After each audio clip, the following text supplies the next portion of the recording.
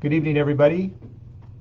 Apologize we're a little bit delayed here, just trying to get all the technical items worked out here. We're adjusting like everybody else to this new reality and trying to continue to provide things like coffee clashes online. In some ways, we're hoping that this will be better because more people might have access to it in the comfort of their own homes, so you don't have to drive somewhere. So hopefully everybody can hear me now, and what these coffee clashes are designed to do, if you haven't been to one live before, and I see some messages coming up now, so it looks like we are on. Thanks, Renee. Good evening to you. Just let me go through for a couple minutes what coffee clashes are for, and then we'll get to questions, which is the primary goal here.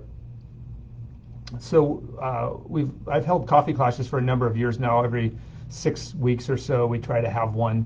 And we tried to move around the city, have different times of the day, some at 10 a.m., some in the evening like this, and some about other times of the day, trying to get a time when everybody could attend. And what they're primarily designed to do is be a real informal type atmosphere where people could just ask questions about what's going on in their neighborhood, what's going on in the city, get information. Of course, I can sit here and update people on things that are going on in the city, but generally, when we open these up to questions, that takes the bulk of the hour. Sometimes there will be a little bit of a lull, and I'll update on budget or different things like that. So that's what the coffee classes are for. This is our second one we've done virtually. We tried one, I believe, back in May, and was very successful. Over 100 people were on, and a number of questions that I think we had a little bit of a technical glitch that took us off about 45, 50 minutes in, so we didn't get the full hour. We got most of it. So we apologize in advance if for some reason it shuts down early, but we're going to try and go the full hour here till 6:30, and we will go ahead and open it up for your questions.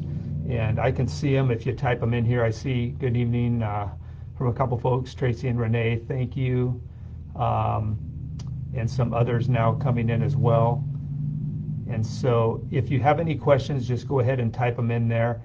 And in the meantime, I'm going to update you on a few of the things going on in the city. So as you all are well aware now, we're adjusting to COVID-19 just like everybody else has, and the shutdown and whatnot. One thing we're trying to do as a city also is provide as many resources as we can to the community to try and get through this. So we get some certain CARES Act money, and we have the ability to do some other things with regards to grants. So we are currently putting forth our third round of business grants that just went out today. It's an opportunity for small businesses in Marysville to apply for up to $10,000 to help them through this. So they have to show that they were negatively impacted due to COVID. They also have to show what they're going to do, and that this will help them get through the time. So we've done 2 other rounds of business grants. They've been very successful, and they've helped folks, and it's our hope that this one will as well. This is the largest one we've been able to put out, and $10,000 could substantially impact a small business here in our community, and that's what we're hoping to do. We realize this has been an incredibly difficult thing on our small business community in Marysville, and so we want to do what we can as city government to help them through. We also have a rent and mortgage relief program that's out right now. So if a citizen can show that they were negatively impacted by COVID through a decrease in pay or loss of jobs, certainly, or things of that nature, you can get $1,500 to assist with rent or mortgage relief. And this is our second round, I believe, of that. So those are some of the things that we're doing to try and help people through the pandemic, and particularly through the closure of this. As well as another thing that we've done is we don't have utility shutoffs right now, and we also have some help out for folks that are impacted by that. I can get into some things on the coming budget here, but I'm going to start with a question that came through from a Mark Moffitt, and I want to thank you for the question. He says, in light of the financial impacts of COVID-19, are there current or future city budgets scheduled for increases or decreases in police personnel? So we have been increasing our police personnel over the last, probably at least 3 to 4 years. We've had a fairly substantial increase in the number of positions. And these are sworn officers, as well as some support staff, but primarily sworn officers. Up until the last couple months, we had about anywhere from 8 to 12 open positions. It was very difficult to hire police officers, and so it was really something where we had a bunch of open positions that were budgeted, and we weren't able to fill them. I am pleased to report that we have filled almost all of our open positions. We only have one open, I believe, now. We've been able to hire a number of lateral police officers, which is really good news, because that means they come right into our force and we can get them onto the streets pretty soon. When we have new hires, brand new hires that haven't been in the police business at all, they go through the academy and all that, and it takes 9, 10, 11 months until you actually get them out on the street. So with these laterals we've been bringing in some from Seattle, some from other cities, we are able to get them on the streets right away. And so we're really pleased with that. So one of Mark's questions, one of his follow-up questions was, is the police force fully staffed? So it's really close. I think we have about one open position right now. And he asked what would be the read on the city council's desire to increase the need for law enforcement personnel. Well, and I won't speak for the city council, but I think the council and I, at least in my conversations with him, have been of like mind, and that we have prioritized public safety, police, law enforcement in the past, and nothing has changed. We continue to prioritize public safety as a deep need of this community. I get consistent feedback that it's a top priority for our citizens, that they want to be safe in their community. And with all of the growth in population and annexations, we have had, over the last couple of years, had to catch up with our police force, and we are really close to doing that right now. So that's where we're at with that, and really good questions from Mark, and I appreciate him sending those in. And I believe there's another one. A couple questions have come in here. One is it still a pandemic? Well, I had heard that the CDC downgraded it one level below a pandemic, I think a couple days ago. So obviously I don't make that decision, but I believe the CDC has slightly downgraded it from a pandemic. I don't know, do you, Connie, know what I don't even know what the term for it is, but I believe it has been downgraded slightly. But nevertheless, it's obviously still a deep concern of the country and the world, for that matter. And it's something, too, that's a concern to us, both from the health perspective of it, as well as the economic shutdown and what that's doing to individuals and businesses. Had an individual ask about the First Street bypass, an update on the First Street bypass. Great question. Thank you for that.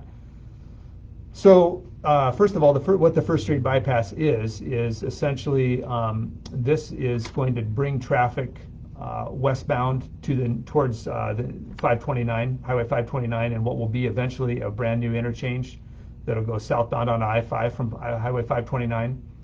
And you will also be able to exit off of I-5 northbound onto 529. And since the bulk of our growth is really in the Sunnyside area and the east side Marysville foothills, rather than have everybody come off that new interchange and collide with all the traffic coming off exit 199, so that kind of all merges at 4th and State, what we're doing is we've created this First Street bypass. And so a good chunk of people will be able to come off that new interchange, come over 529 over the bridge, kind of by where Staples is there, and take a right, and that'll take you right up into the Sunnyside area, or for a lot of people even into the up towards the Highway 9 area. So it'll help a lot of our pass-through traffic that's trying to get up there. A lot of folks get up to the neighborhoods that are growing right now in the Sunnyside area. This is going to be a big deal. So that's the First Street bypass, and it is slated to be complete by the end of the month. So we should have it open in October, hopefully, if all goes according to plan, for people to start using. We have it done way ahead of schedule of the new interchange. You may have been following in the papers some of the talk on this new interchange that we worked really hard to get funded through the States Connecting Washington package. And that is, the States Connecting Washington package was passed in 2016. And this is one of our projects on there, and it is slated to begin in 2021. And if you've been following the papers, we were fighting to keep it on track for a full 2023 build out, and we are on track for that. So that's the update, Kim, on the First Street bypass. And then Timothy, thank you for the question on the pandemic, and hopefully I answered that for you And then I see from Kim, I see property tax, or I see property next to the skate park sold. Could you share with us what is planned there? Good question. I don't know, and I'm going to ask if any of our staff on the line is aware of that. Do we have any staff on the line that's aware of what will be there? I guess our Community Development Director, Jeff Thomas, are you aware, or Gloria, or anybody? I'll give them a minute here. I am not, Mayor, unfortunately. So I'm not sure, to be honest with you, Kim, that we know, and sometimes people buy the property, and then, but until they actually put a permit or something in, we don't have any updated knowledge of what they are looking to put there. I am glad it was purchased, though. It'd be great to have something there. I think it used to be a batting cage. So we'll see, but we don't know yet. Thank you, though, for the question. Very much appreciated. Are you able to outsource workers who will work at the school district, bus drivers, cooks, et cetera? From Tracy Runyon, are you able to outsource those who work at the school district? I'm assuming you're talking about bus drivers or cooks or whatnot who are not currently working from the school district, and are we able to bring them on to the city? I think that's what you're asking, Tracy. If I'm wrong, correct me. Certainly if there were positions open that they were qualified for, we would be absolutely happy to interview them and look to see if that would be a good fit. We don't have a lot of nexus. In other words, we don't have buses or cooks or things of that nature. So there's not necessarily a direct fit, but certainly if there were positions that fit their skill set, we would certainly interview them for that. So hopefully that answers your question there. I see Mark Moffett. I was able to log on now and send an earlier question in regards to budgeting and law enforcement. I apologize, Mark. I did answer your question. I'll do a real quick review, but I don't want to take it. Well, let me know if you didn't get it, and I can do a real quick review. You can also, I think, watch the tape of this, but let me know, Mark, if you could type in if you got the answer. I'm a little behind the questions here. I'm trying to answer them as fast as I can, so I apologize for that. How about the park being built on Sunnyside Boulevard? When is that going to be finished? Also, how much are our property taxes going up again? Asks Mike Shannon. So I'll start with the property tax question, and then I'm going to ask Tara if she will come on after that and update you on, I think, Olympic View Park, which is what you're talking about. So it's good to know that, first of all, with property taxes, the city's portion of your property tax bill is a very small portion. It's about roughly 10% of your overall property tax bill if you look at it. The majority of your property tax bill, I think almost 2/3 of it is to the school district. Second most is to the Regional Fire Authority. And then you've got a number of other ones. The city's in there at, again, right around 10.5% of your overall property tax bill. So the city has not even taken the 1% property tax increase that is allowed under the state law in several years. I don't even remember the last time we took that. So the city portion of your property tax is not likely to go up at all. In my budget that I'm getting ready to present to the city council, it does not have a property tax increase in it, as the last year's one didn't and the year before that. And I don't anticipate that our council will have any desire to put one in. Their track record is to keep that at zero, and they've been very consistent with that. So the city portion of your property taxes almost assuredly will not go up this year. I cannot tell you with regards to the other entities because we don't govern those. We don't govern the school district. That's a separate 5-member school board. We don't govern the other entities that affect that. So, if, for instance, you had a tax increase from one of those entities that was a larger portion of your property taxes, as was the case last year, then your taxes could go up. But I would be surprised if that happened again. But anyway, that's kind of a good perspective to look at that from. Mr. Muck, can you share the name of your new police chief? I can. It's Eric Scarpon, ErikScairpon, I believe is his name. He comes to us from Redmond, and he was a captain there. Captain is second in command to the chief in the Redmond system, and he was the lead captain at his agency. And so he was, I believe, is in a sense the acting chief if the chief was out of town or things of that nature. So we're really excited to bring Eric on. He will be a big asset to our department, and so hopefully you'll get the new chief starts on Monday, and hopefully we'll get him out in public real soon. I know with COVID and everything, it's kind of a tough time to do that, but maybe we'll get him on something like this as well. Thanks, Mark, for letting me know you got the answers to those questions. Jamie asks, any plans to improve State Avenue? And there are plans to do that, but I will tell you in all honesty, that is a long-term project because you have so many private businesses, Jamie. When you undertake a redesign or something of that nature, I'll give you an example. We did that downtown. We kind of started downtown. So we have a new master plan for downtown, new design standards. So when you saw where Walgreens is right now, when you saw Walgreens purchase that and rebuild, we could require them to do that under the new standards. Same with the Mod Pizza building, the building that houses the Verizon store, and some of the others.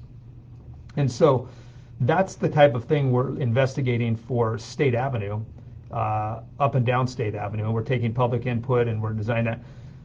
But as you've seen, just with the downtown, it's taken quite a while because these properties don't turn over that often. And so you can't really require an existing business to tear down their building and rebuild it and make it more aesthetically pleasing or whatever in your view or whatnot. So these kind of things take time. But yes, we recognize that there are certain parts of State Avenue that could use some beautification, and it is our goal to see that happen over the years. So we're taking things a bit at a time. You know, downtown revitalization. We're working on the North End Jobs Base, which is the Cascade Industrial Center, and some other things. But yes, we are looking to beautify State Avenue through the years. Great question. Is I-5 open? Trevor Westfall. And I'm going to go back because I neglected to have Tara answer the park question. So after this, I'm going to go back to you, Tara. I believe I-5 is open. I know this morning there was a lot of trouble there, but no issues now that I'm aware of anyway. Tara, could you come on and give us an update on the Olympic View Park? I apologize, I missed you on the second half of that one question. Good evening. Yes, Mayor. Park is underway with construction. We anticipate it taking about 99 days, which means it should be done by mid-December, but by the end of the year, depending on weather. Great. Mid-December, then we're looking at for Olympic View Park, and so that's going to be a great addition down there. Looking forward to seeing that. So thank you for that. And I believe it was Mike that asked that question. You said the park being on or near Sunnyside. I believe you're referring to Olympic View Park. So thanks for that question. Let's see here. Thanks, Renee. She's excited to hear we've filled most of the positions with laterals for police. Thank you for that. Any update on the homeless situation going on? Increase in thefts and many more homeless seen on State. Yes, very good question. And you are correct. I've noticed that myself. For those of you who don't know, hopefully a lot of you do know, one of our biggest initiatives over the last 3 years or so has been to deal with the drug epidemic and those that are dealing with homelessness as a result of that, or a result of mental health issues or other issues, as well as, frankly, the panhandling issue and the transient issue and things of that nature. We have had renowned success in that statewide and even nationwide to some degree. And a lot of that's been done through a combined effort of good old-fashioned policing, as well as a new embedded social worker program that's a couple years old now. So I want to give this background before answering the question. So what happened was we said, well, we're going to provide a carrot and stick approach. We found, at least in our city, I think it's probably this way in most cities, but at least in our city, we found that almost a good portion, if not almost all of our homeless, almost, not all of them, but a good portion of them had either a substance abuse related problem, that was the majority of it, or a mental health problem, or both. Now, there were certainly some that had neither of those problems that were just living in a car or living homeless. There's no doubt about that, so I don't want to minimize those truly tragic situations. But the majority of our problem in this city came down to drugs, frankly, and then some mental health issues as well. And so what we decided to do is we brought on a full-time embedded social worker, paired that individual with a full-time police officer, and to this day they go out every single day, 40 hours a week, and they meet with people on our streets and try and talk them into getting into treatment. They've been very successful at that. We have had I think we've had over 140 people graduate from treatment off our streets. I know it was over 100 at the beginning of the year. I think the last time I looked it was 132, and then I got a report today with another 5 or 6 graduated, so we're probably up in that 140 area. But what we do that there's a lot of cities that do that now, but what we do differently is we make them make a choice. So our officer and our social worker will go out. They'll be very patient. I've been out with them, take people to lunch, take them to coffee, try and explain to them how they can get them out of this revolving lifestyle of drugs and jail and all the other issues that come with it. But if they choose not to accept the help, which means fully funded drug treatment, temporary housing after the drug treatment, so you're off the streets in a house, wrap services around them, try and get them trained for a job, get them reintegrated back into society. We have 3 houses that are city-owned. Well, 2 right now. We're in the process of looking for a 3rd that help house people temporarily that are in these kind of situations. If they're not willing to take that, what I think is a very generous offer at a second chance at life, then we will prosecute all their outstanding warrants and we will put them in jail if that's what's warranted. Most of these people do have a rap sheet. They've stolen or they're certainly trespassing on private property, things of that nature. That's not our goal. Jail's not the greatest option here, but there has to be consequences or people will never make the move, some people. And what we found, because we take that tough love approach, is that a good chunk of our referrals into treatment come from our jail. When they actually get in jail, dry out for 3 or 4 days, they ask if they can have the social worker come back up and meet with them. They want to take them up on the offer. To me, the uncompassionate thing to do would just be to say, well, if you don't want the help, just go live under a bridge. Then they'll probably be dead in a few months or years, or they'll continue to be out there living like they are, stealing to get drug money, and living the type of lifestyle that I think nobody would wish on anyone. So I think the compassionate thing to do is what we're doing. The track record speaks for itself, and that's why, I've had the opportunity to join a great number of radio programs and TV programs to explain what we do. Also, other councils throughout the state and the Puget Sound have had me come in to speak to them about what we do. And so it's working thanks to the great work of our police department, our social workers, and everybody involved. And it's a great system. The county is a tremendous partner, Snohomish County. They provide a lot of the detox housing and a lot of the other things, and we have a really tremendous partnership with the county on this whole process, both with the sheriff's office and the county executive and the county council. And also the city of Arlington partners heavily with us because we trade a lot of that back. So that's a little background. But we have noticed, as you have with this question, that the homeless situation since COVID-19's really cranked up has increased, no doubt about it. And our officers have been out a lot dealing with it, and we're trying to get it back to the area where we had it before, the successful area where we had eliminated a good chunk of it, not all of it by any stretch, but we had definitely made some serious progress. So a lot of these folks are coming into our city from well outside of Marysville, from down south, and so it's a different type of individual with a little bit different attitudes in a lot of cases, according to our police, and so that's kind of what we're dealing with. We also encourage people, and this isn't always popular, but I will tell you, please don't give to panhandlers. We have a campaign in Marysville, Keep the Change, Give to a Local Charity. We have a food bank. We have a cold weather shelter at the Salvation Army right down here on State. We have other entities that provide meals to the homeless. Please give your money to those entities where you can guarantee it will go to food, to clothing, and to shelter of the homeless. If you hand it out the window, our police know, I've had news anchors come up and interview these people, a good chunk of that money goes to drugs that same evening. And so it conflicts with what we're trying to do through this social worker program. We want to funnel them into a program that gets them help. And so, again, I don't want to pretend that that's every single homeless person is in this lifestyle, but it is the majority of them in our city. Chief, did you want to add anything to that? I know you've been doing a lot of work to clean up some of these camps and things lately as we've had to dig in over the last couple months. I Mayor. You handled it really well on overview. I would just want the public to know that we continue to put it into the areas or sectors that are the most impacted, and then we layer that with our PROACT team and, of course, our embedded social worker. We typically do see an increase during the warm months, as particularly August, in July, mostly August. We would expect to see a decrease based on everything that you've shared, Mayor, in the continued enforcement and change in weather.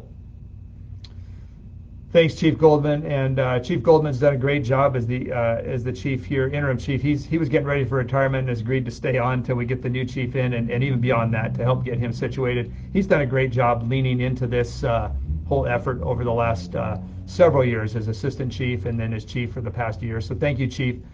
So I hope that answers your question. It was a very good question, and I know this is an issue that is close to all of us here at the city and close to all our citizens. I'll make my way through some of these other questions. Is it possible to get the weeds pulled on 84th and Highway 9 roundabout? That's a state. They're tall and horrible. This person says. That's a state roundabout, but Jeff Laycock is on the line. Jeff, would it be possible for you to get a hold of the state DOT or I don't know, or see what we can do to get those taken care of? Certainly, Mayor. We'll put a call into the DOT and see what they're doing and they can do for us up there. So hopefully everybody can hear these answers coming from staff. And yes, I believe it's Ms. Joy. We will we'll contact the state and see if they can get some maintenance going there. Thank you, Jeff. Justin, is the roundabout at Soper Hill is great. Could we get another at the four-way stop at Soper and Sunnyside? Good question. We can take a look at that. Roundabouts, you do have to acquire property and they can be expensive, but Jeff, I'll ask you again to maybe put that on the traffic safety agenda to at least take a look about. I have no idea if that would be a legitimate place for one engineering wise and whatnot, but we can certainly add that maybe to the list to look at. Yeah, Mayor, we're actually looking at that intersection right now. We got a consultant that's going to be evaluating that. We're going to look at a roundabout option. We're also looking at signal options too. So we'll have a pre-design study for that early next year. Complete. Okay, great. Thanks, Jeff. So Justin, yes, that is something we can look at and we are looking at. We should have some more information earlier next year when we've had a chance to study it. Thank you, Kim, for that comment. The other Kim Reynolds, thank you. Great news. Wondering what the plans are in place to slow some of the 2nd Street traffic. Nervous about crazy speeds and things of that nature. So I think what will happen, and I'll ask Jeff from Public Works to weigh in on this, is that as we get this 1st Street bypass opened, Kim and everybody else, most of the people who want to get quickly in and out of town, which are the people that generally have cut through these side streets, whether it be 3rd or 2nd or whatnot, will go down to 1st because there's going to be no ingress egress. It'll be a straight shot. There won't be people peeling into parking lots or their home driveway or storefronts or whatever. It's just going to be like a 2-lane mini highway, for lack of a better term. So I think people that are trying to get in and out of town, trying to get to I-5, trying to get to 529 will use the 1st Street bypass, and I think that will help take care of the speeders on 2nd. Jeff, is that your anticipation from an engineering standpoint? Yeah, Mayor, absolutely. And in addition, we did put in some traffic circles as a deterrent on 2nd some years ago. We also have a project where we're looking to be under construction for that next year. It's funded by a grant. We're going to be looking at the same type of treatment that we did on 3rd Street and applying those to 2nd. Okay, thank you. So hopefully you'll see that, Kim, and she's aware of the roundabouts, but still seem to be an issue. But hopefully with 1st Street bypass, that'll get alleviated. Alyssa asks, in late January, before COVID took over, there were articles posted in major news sources addressing the large increase in property taxes. Has the city seen an increase in homes going up for sale, and do you feel this correlates with an increase in taxes? So good question. I do want to provide some background for Alyssa, like I did to an earlier question. Again, that tax increase that you saw for Marysville homes was largely driven by the school district. About 2/3 of it, about 65% of it was due to a couple of different school district taxes that increased rather substantially. And the second largest portion of that was the RFA, the voter approved regional fire authority. that the voters had approved the year before. And so the city, again, the city has not taken even the 1% allowed under law in several years. So the city portion of your property taxes, the city of Marysville portion, the portion I control and your city council controls, is only about 10.5% of your overall property tax bill. So that's important to note, because sometimes people think we can really help you with your property taxes or we can really raise them a lot. We really can't affect much of any of it, because again, it's only 1/10 roughly of your overall property tax bill. So while we're not raising the city portion of the property taxes, if other entities that are 2/3 or 1/3 of your property tax bill do, then those taxes go up substantially, even if the city portion remains flat, Alyssa. So that's why I provide that background. We do not have plans this year, again, to raise property taxes at all at the city. But I don't know what the other entities will do. We have not seen, to my knowledge, an increase in homes going up for sale. We've actually had a record-breaking new construction of people wanting to move in here, which creates, I suppose, a different set of problems with regards to growth and whatnot. But so that's what we're seeing. We're seeing, if there are homes that go on the market, they're getting grabbed up pretty quickly, but we're seeing a lot of new home sales, close to a record number. Jeff Thomas from Community Development, is that accurate? Are you seeing a good chunk of people moving in versus moving out? Sure is. We in the month of July, we had what I believe was an all-time record for new single-family permits being issued for construction here in Marysville. So I would definitely say you're correct, Mayor. We've got more people coming than going. Hopefully you can hear that, Alyssa, but basically it was what I just mentioned. So I hope that answers your question. And look, I do agree. I think we need a breather for everybody on any kind of property tax increase. I'll just be upfront about that. I'm just trying to tell you what we have control over here at the city government, and it's my hope that you as citizens, well, we all as citizens, I pay the same taxes you pay. I live in city limits as well. I have to, and I love to. But so I think it would be appropriate to see a breather in tax increases, particularly with the increase that was seen and with the pandemic and all the things going on. Shane Monta, does the city or you have any comment on the increase in homelessness and how that was maybe impacted by the virus? Back in April and May, most clean and sober homes closed their doors. Is there any effort for more outreach support? Hopefully I answered part of that, Shane, with my earlier answer. I think you are correct. I think, yes, there's really no doubt that COVID-19 has exacerbated the problem of homeless, whether it be people addicted to drugs, people that are just tragically homeless with no addiction issue, folks maybe with a mental health issue that they're struggling with, whatever category you want to put it in. I think there's no doubt that COVID-19 has exacerbated that. It's one of the tragedies of this. And I don't think it's any coincidence that we had been seeing a decrease in this population for about 2 years. And I would have coffee clashes like this, and the questions would all be about, thanks for this embedded social worker program. We've seen a decrease in homeless. We don't drive around and see them all the time, et cetera, et cetera. But right when in April or May, like you said, hit, we did start seeing this turn and start seeing more people, as every other city is. If I don't know if you've heard some of the things with some of the other cities around here. And so it's a tragedy, and a lot of those were closed. Some of our detox centers that our social worker was able to access were closed. Some of those are back open now. Some of the treatment opportunities and options are becoming more and more available. There is an effort for more outreach and support. That was one of your other questions. We are definitely have our social worker out there with our police officer every single day. There's a whole team in the county of these individuals that is going throughout the county to try and reach out to folks and try and get them the help they need, whether it's help with mental health issues, help with the substance abuse, or if they have none of those issues, just help in getting them into housing. And that's not easy. None of that work is easy on any level, but there is outreach and there is efforts, but the COVID-19 shutdown has not helped, and it's made it tough on everybody involved. What is going on the property on First west of the EB Waterfront Park? West of the EB Waterfront Park. I'm going to ask Jeff Laycock, is there anything going on that property west of the EV Waterfront Park there?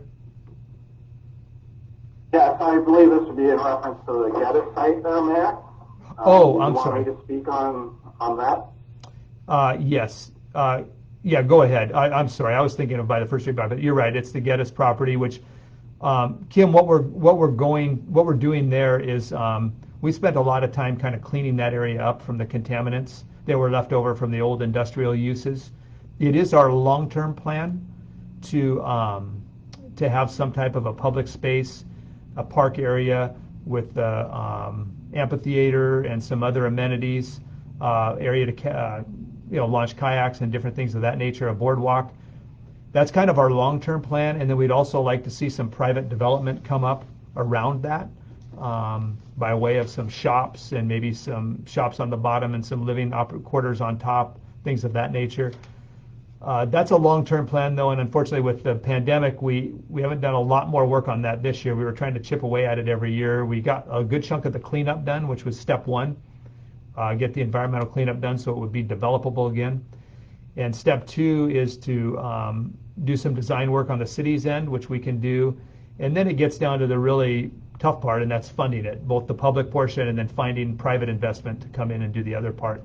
We will keep at that, though. That is something we recognize as a goal of the city, to have a really vibrant downtown. That waterfront needs to be utilized to its fullest. And so with the First Street bypass and the new interchange coming in there, we think it'll be an attractive place for some private investment as well.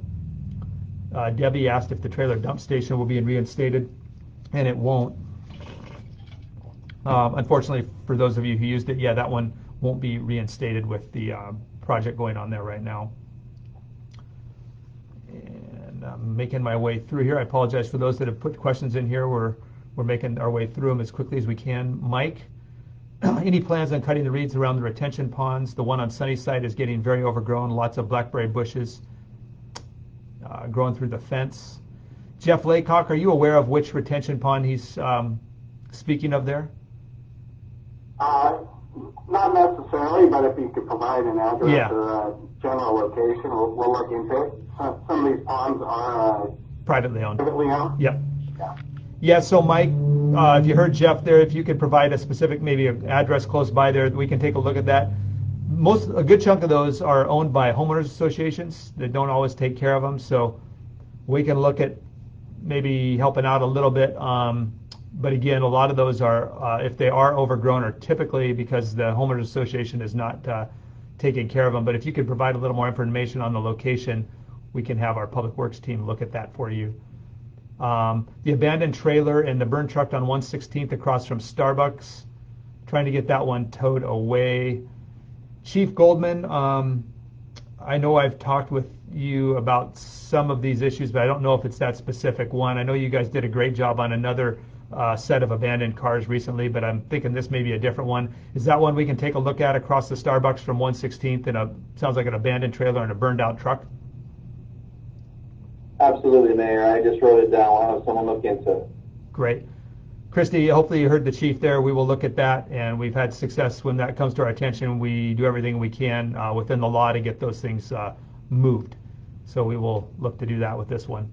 An update on Bayview connecting with Centennial. Melissa, yeah, one of my favorite projects also. I'm out on Bayview pretty much every day, and can't wait to see it connect to Centennial. So we are working through a lot of property acquisition and development issues on that. Jeff Laycock, what's our ETA on that project finishing? Was that, do you have that available? Yeah, Mayor, certainly do. We're aggressively working to complete the design and wrap up some of our property issues, as you mentioned. Hopeful to be out to bid later this year, with construction taking place. We're pretty much first half of the year anticipating an opening by next summer. By next summer, great. So Melissa, we're looking to get that open by next summer. Again, we're having to work through some property acquisition issues and other permitting issues and things of that nature. There's some other entities involved along that, but we're looking forward to that happening fairly soon here. Why is Chick-fil-A allowed to block traffic on the street within the business complex they are in? Oh, traffic on the street and within the business complex they are in. Good question. So they've improved a lot. They were, when they opened, absolutely out onto the street. We do allow, not just Chick-fil-A, but obviously when schools let out, whether you got an elementary school or wherever, and parents are coming to pick up, a lot of times, we've got neighborhoods that'll complain because the parents are blocking the street for a half hour when they drop off, and then another half hour in the afternoon when they pick up. And so and then there's other business openings. When Sonic opened, I know there was issues, 116th. And so we do try to allow some grace for whether it's a private entity or a public entity like a school to try and assist with things like that. But I know with Chick-fil-A, the first 2 to 3 weeks, it was really bad. And we went in and had conversations with them, our staff did, and said, we've got to figure out a different solution to get you off the street. It's one thing to back out onto the street every once in a while, 3 or 4 cars in a really busy time. It's another thing to do it consistently on most days. So right now, they're doing a pretty decent job, honestly, keeping everything in the parking lot, which is what we asked them to do. And so I haven't heard a complaint in probably a month and a half, or at least a month, from anybody on that. And I know at the times I've driven by that used to be high traffic times, it was well into the parking lot. It was actually close to being right into their drive-through before you had any backup. So I hope we're doing better with that. I don't know if it's Amy or Miss Joy. I hope we're doing better with that. I hope they're doing better with that. I know that was their goal, and that's what I've heard from others and in my own personal times I've gone out there. Thanks for the shout out to the Marysville Police Department from Tracy. Chief Goldman, if you could pass that along if you can't see it, says they are the best. We appreciate that, Tracy. Our police do a fantastic job. Track record of driving crime down double digits over the last 5 years running. And the chief and I meet on these stats every single month, and it's just phenomenal to see that work being done. So I'm really pleased that our community is so supportive of our police department. I think they do great work. It's tough work, and we have a lot to be proud of with Marysville PD. So thank you for that shout out, and I know the chief and his team will appreciate that. I know the city replied to Paul. Hopefully you got that message. Rhonda, are there any updates on the new police department? Yes, there are. Good question, Rhonda.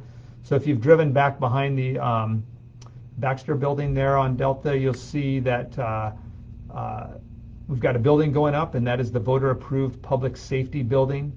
And then also there will be a civic campus with some other city offices, and we're excited about that going up. We anticipate that being open the first quarter of 2022. So we're probably close to a year and a half, maybe a little less, but right around a year and a half, year and 4 months away from that. So that's where we're at with that.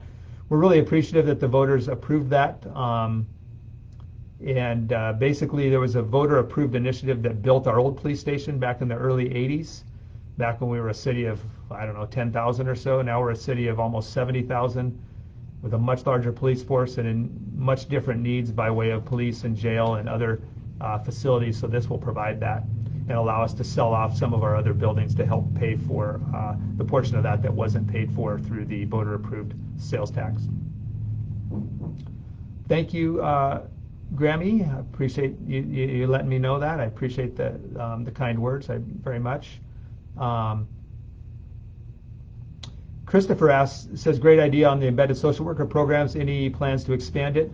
I would say we're always evaluating that, Christopher. It's been a huge success.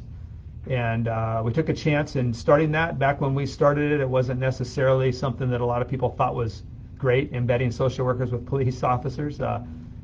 We match an old school kind of policing where the bad guys need to go to jail with some compassion like that. We think that you don't need to choose one or the other. You can take the best of both worlds and merge them together and have some success, which is what we've tried to do. And we will look at expanding it. Right now, they're able to deal with what we've got going. But as you've noted, we're hoping this COVID influx is temporary. But obviously, if we continue to see that kind of need, we will take a look at expanding that. Who would I call to speak about clearing brush and trees behind my business next to City Hall along the railroad tracks? Would this be the city or the railroad? Obviously, that could attract some homeless and trash and whatnot. Jeff, Laycock, could you answer that?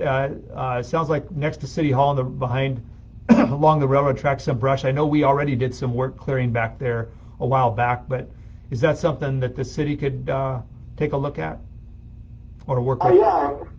Yeah, we could certainly work with BNSF if it's an area.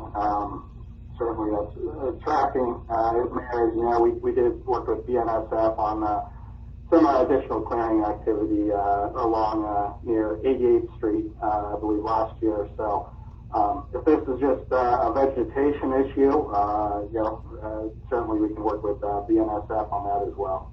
Great. Hopefully you can hear that, Jason. We will work with BNSF and see if we can get that cleared. We've had some success with that in the past. I know they just did a big cleanup out by 88 2 or 3 weeks ago, so we'll get to work on that. Shane says, thank you for acknowledging the homeless and addiction issues. Your sheriff program saved my life. 8 months later, their support has helped me walk the path of sobriety and worked towards being a productive member of this city. Wow. Well, that was worth the coffee Klatch just to hear that, Shane. I'll be perfectly honest with you. That's a first-hand account there. I really appreciate you sharing that. And that's really meaningful. I'm sure that's very meaningful to our police chief who's on the line, and that fact that investment of taxpayer dollars in helping folks that suffer from addictions, and hearing a first-hand account of a changed life means an awful lot. So thank you so much for sharing. Do you have published data on the homeless and drug rehab and reintegration program you're speaking of? Yes, we do. We do have, I get a report every single month on that, a spreadsheet that shows the amount of people we put into detox, the amount of people that went into treatment, the amount of people that graduated treatment, the amount of people that walked out of treatment. We don't hide that. Sometimes people get into treatment and don't make it all the way through. They walk out. We'll go back out and try and get them back in. We do have that data. Yeah, if you want to email me or get a hold of me, I'm happy to provide you with some stats or talk to you on the phone and give you some first-hand stats. I gave you some of them there. And I'll dig some out here if I can find them in a folder maybe and read some more off. But quite a few living in vehicles and motorhomes on Beach and Grove Street. Yes, Denise. And we do have our team out, and we'll check those. And Chief, do you have any update on from Beach to Grove Street, some folks living in vehicles and motorhomes? Is there anything going on with that? And if not, could we get our team out to look into that and see what in fact is going on there? Both our teams and the patrol sector, it's noted in their patrol beat, and so we are monitoring and taking care of that. Anytime there's a homeless person contacted by our beat police officers, that information is passed on automatically to the embedded social worker team for follow-up. So it is on the radar, and we're constantly monitoring those. Thank you. Hopefully you could hear that, and so we will. And Chief, we can take a look at that. We can go ahead and take a look at that right now then and see if there's some that she's speaking of. That's correct, Mayor. Okay, thanks. Sorry, I'm looking through my file here trying to find, I had a spreadsheet from last month on the stats. If I can locate those without taking up too much time, I'll give you some more of the embedded social worker stats. Right on, Mr. Mayor. Keep up the change. Thank you. Appreciate that, Janelle, very much. Any plans for Central Marysville from 88th to 100th? I hope I'm pronouncing your name right. Is it Prabjot? I'm not entirely sure what you're speaking of here when you say any plans for Central Marysville from 88 to 100. There's not any plans for necessarily new businesses or new things coming in there. We do have plans, long-term plans, to do some things on 88 to hopefully improve some of the traffic, but that's tough too with the houses so close to the road and the cemetery and whatnot. As you know, from 100th to 104th, we're expanding State Avenue. So we've already got 5 lanes between 88th and 100th, and we did recently punch through 51st so that you have that full north-south route now as well. So hopefully that answers your question, but nothing in addition to that at this point. Is tribal law enforcement helping with the program you're speaking of? I'm assuming you mean the embedded social worker program. We have asked them to partner with us in that, and to date, that's not something they've wanted to do yet. But we do speak with them fairly regularly, and I know they have shown some interest in the program and have had our team come out and meet with their board. So it is a possibility we will be able to form some deeper partnership there. Having sessions like this in a webinar is an asset to the community. Thank you for that, Justin. Appreciate that. That's what our goal is. Judging from the response here, we've got, I'm still 23 minutes behind on the questions, so I think this is going really well and able to do a lot more than with our live coffee classes, to be honest with you. Dave, your response resonates with logic. Thanks, Dave. That's kind of you. Appreciate that. I like the rehabilitation second chance at life that we're using here in the city. Appreciate partnering with Arlington. If you have time, speak to other opportunities the city is working on or pursuing with partnerships. Oh, a lot of them, Mark. Great question. I'd say another high-profile one is with our Cascade Industrial Center, where we partner very closely with Arlington on that. That's the area from about 128th in Marysville all the way through the Arlington Airport on the east side of State Avenue and Smoky Point Boulevard. And that is a master plan for light industry and manufacturing, kind of a jobs base. We have a motto of live, work, and play in Marysville. We think we provide a pretty good quality of life and a lot of great free and low-cost opportunities with parks and trails and biking and programs like Touch a Truck and fireworks shows and things of that nature. But we are a bedroom community largely, and we'd like to provide some more family wage jobs so that people, if they want to, can work close to home. So that's something we partner closely with Marysville on, with Arlington on. We partner with Tulalip on a number of things as well. We also partner with Lake Stevens on some traffic issues. That roundabout that was referred to earlier at Soper there was a partnership with Lake Stevens. And so, yeah, we do a lot of partnering. I'm a big believer in partnerships.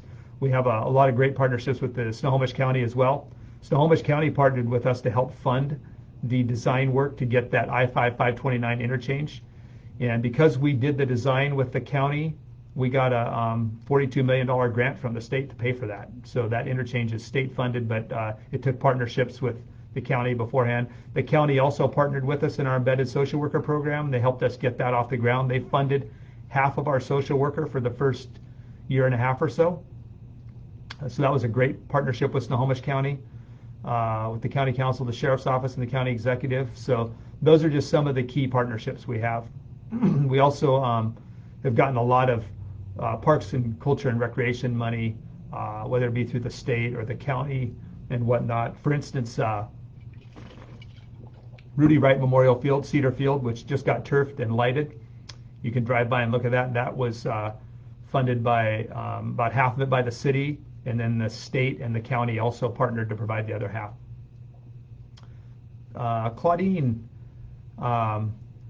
see, take that stop sign out at 132nd and 51st. People are yawning the back street when they go around it too fast. So Jeff Laycock, there's a stop sign at 132nd and 51st. I'm trying to picture that one right now. I might have to actually go.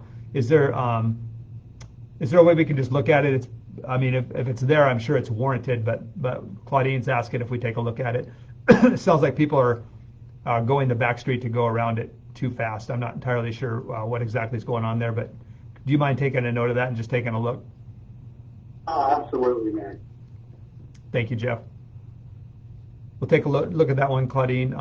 Ray, 88th and State, southbound. Why not make an inside lane right turn only with the exception of transit? Yes, great idea, Ray. We have thought of that. We actually have grant money to do that. What we're struggling with is the cemetery there. It's really hard to get something like that permitted with the cemetery, to be honest with you. So it's a legal situation that we're looking at. And Jeff, anything new to report on that right drop lane there at State and 88th, or am I up to date with that? Yeah, Mayor, you're pretty much up to date there. Okay. We certainly have our challenges with the cemetery and the railroad at that location and the available right of way to do improvement. Yeah, you're on the right track, Ray. It's a great idea. We are trying to do it, but getting it actually permitted and dealt with is a little bit challenging right now. It is 6:30. I'm going to go a little bit over as long as we stay live because I know we were 3 or 4 minutes late getting on. I've got a council meeting at 7, but it's right here on Zoom. So I've got a backup of questions. I'll try and get through as many as I can. It's too dangerous living on 2nd at the moment. 3rd Street updates would be so welcomed. Kim is concerned about that 2nd Street traffic, and yes, we can look at that. Again, the 1st Street bypass, I still think we have to wait and see if that diverts some of the traffic you're concerned about on 2nd and 3rd, but if for some reason it doesn't, we would certainly take a look at that. Thank you, Tracy. That's very kind of you.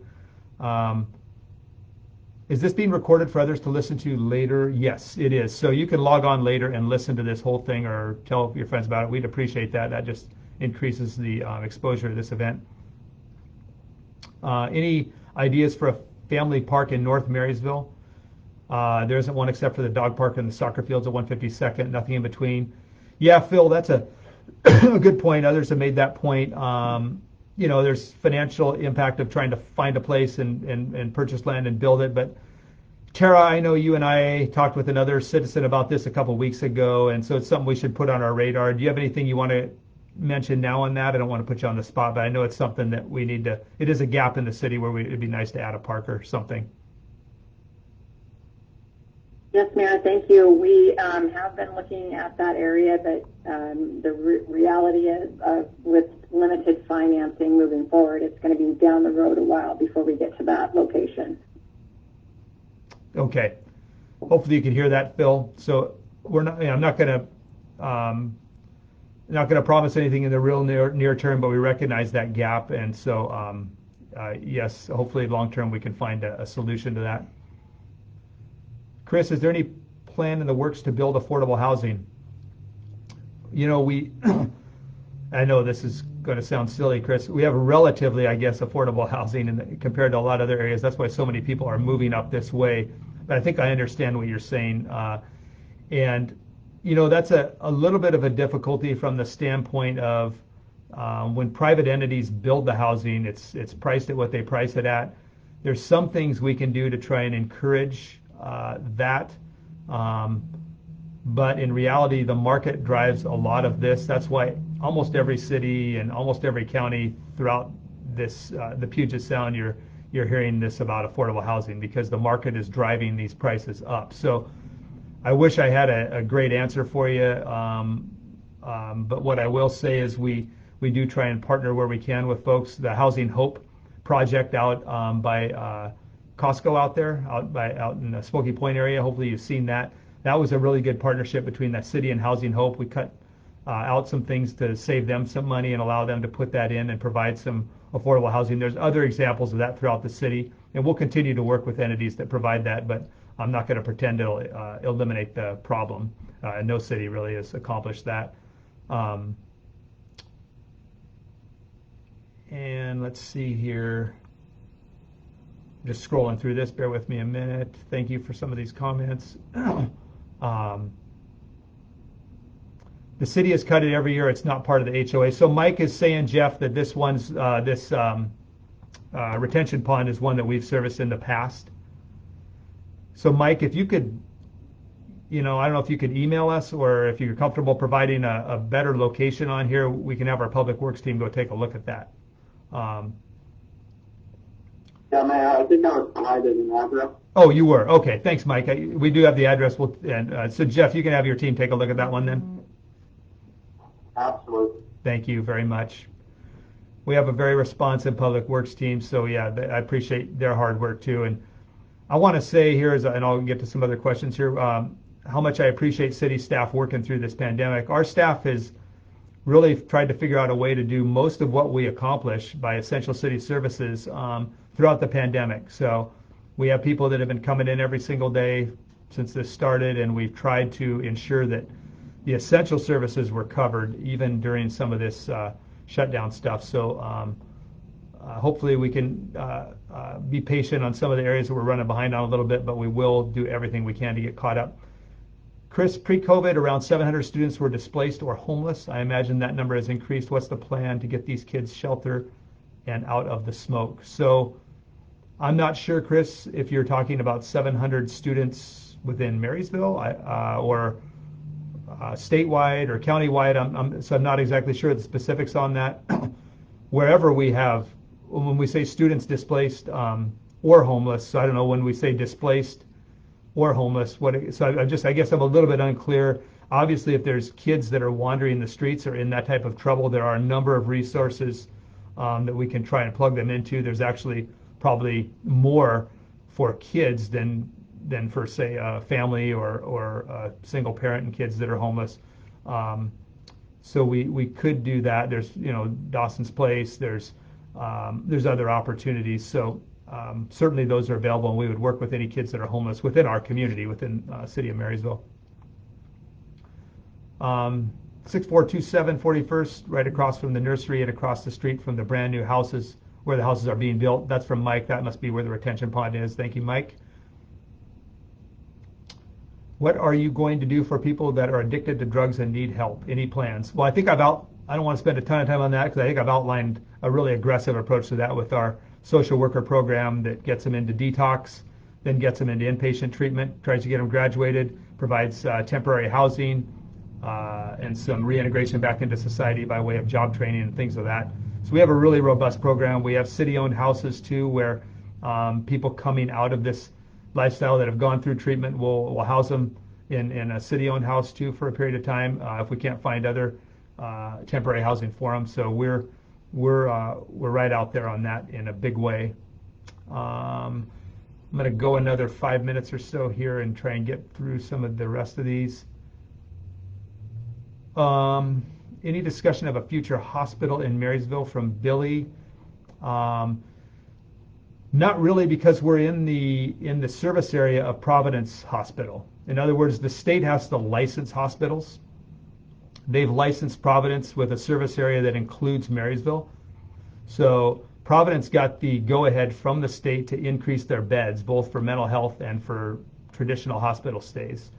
And that was based on their service area. So certainly a private entity could come in and attempt to build a hospital in Marysville anytime, but they'd have to get it licensed through the state, or any entity for that matter. So, we would support any entity that wanted to do that, but whether there's an entity that's willing to fund that and is able to get that licensed would be a completely different story. And so that's kind of how that works. And it would have to be in conjunction, I think, with Providence Hospital and some of the new expansion plans that have been given to them.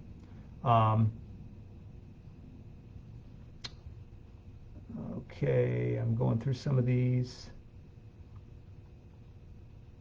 Bless our police officers. Thank you, Deborah. I know they appreciate that.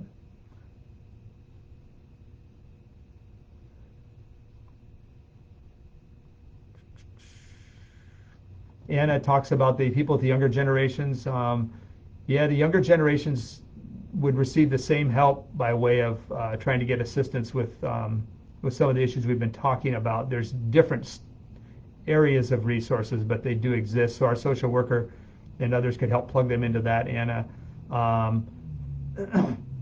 Denise, your police department does a great job. They have a really difficult and scary job right now. We really appreciate their continued efforts to keep the city safe and clean.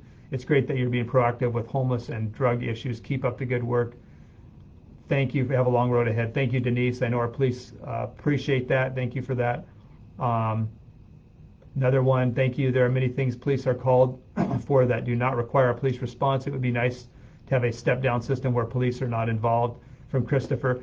Yeah, so some code enforcement issues and other things like that, Christopher, we're trying to, we brought our code enforcement team under police so that they can farm some of those issues off to our code enforcement officers.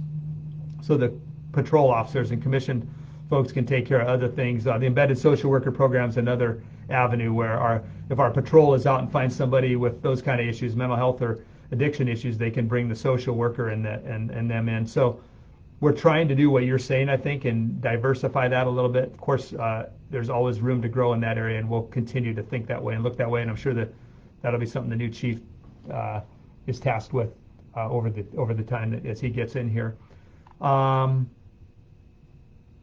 Social media team is on par. Great outreach to the community. Thank you, Justin. Appreciate that. They've put a lot of work into this, and so I appreciate that. roundabout on 51st and Shoulders, it says? Schultes. Oh, I'm sorry. I think they meant Schultes. Drivers seem to have issues in the roundabout and seeing other cars and people. I see where signs are run over and other incidents. Is there something different that with this one versus the newer ones being put in? Jeff Laycock, do you know anything different about the one at 51st and Schultes? That's the one out by Marysville Pilchuck High School, I'm pretty sure. And I don't know if you've heard of some of those issues. Yeah, Mayor. Yeah, we've I guess say that we've had some issues with that roundabout. It's been in place and it was actually constructed when it was in the county, probably using obviously some older geometry for a roundabout design. We are aware of some signs that have been hit. I don't necessarily, maybe police can speak on the nature of what reasons why those things were hit. Yeah, I again don't think it's a matter of what we can do differently at that roundabout at this point. Certainly, any changes to that facility would require some significant design changes. Yeah, thank you, Chief Goldman. Anything on that one that you wanted to weigh in on? Are you noticing anything by way of increased issues? I don't know that I can speak to increased issues. We have had a couple of collisions up there that we have investigated that were fairly serious, that were speed related. Thank you. Or alcohol. Okay. Hopefully that answers your question, sir. I've got a couple more I really want to get to here. Chief, while I've got you on, another Jim has noticed a lot of speeding on 83rd between 88th and 64th. I know that's not the first time you've heard that. Would it be possible to get more patrols on 83rd? I know We are active there, Mayor. You're absolutely correct. That has shown itself several times. We've also instructed to have the radar trailers put up there, but we have a couple of our proactive officers very much aware we're up there whenever they have the opportunity. Okay, thank you. Let's see, water tower, anything that can be done to restore the historic water tower? Yes, we are looking to get it at least in shape to put the lights up this year. So there's about, there's several $1,000s worth of repairs that need to be done to do that. And then there would be a longer term fix that the council will be looking at if we want to really restore it and keep it going for several years. But we are looking to get it, hopefully, hopefully ready for lights this year. And so let's see if we can blast through a couple more. I do want to give our team, they probably need some time to get us ready for our Zoom council meeting here, so I don't want to take us right up to 7. So I'm going to answer a couple more here if we have any quick ones.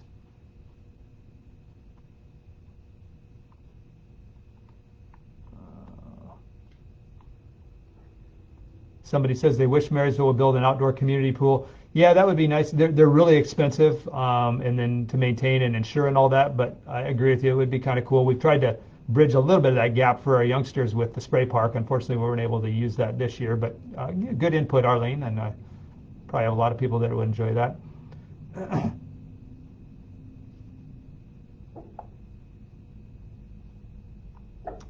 Okay, just scrolling through here. I apologize if I missed a question. I think I've gotten most of them. If I missed you, we're going to go ahead and wrap up here because we have a council meeting over Zoom here. I want to just say how much I've enjoyed this. I could do this longer. Your feedback and your questions have been fantastic.